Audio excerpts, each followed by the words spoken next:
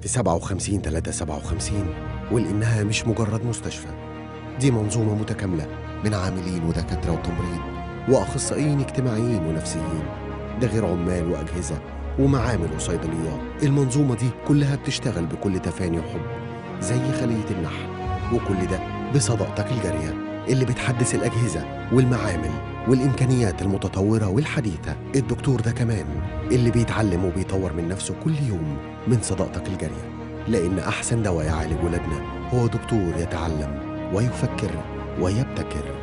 التوسعات دي كلها واللي لسه هنتوسعها كملت ولسه هتكمل عشان نقدر نعالج كل أطفال مصر من مرضى السرطان. خلي اسمك في صدقة جارية تكمل منظومة هدفها الأول أطفال مصر.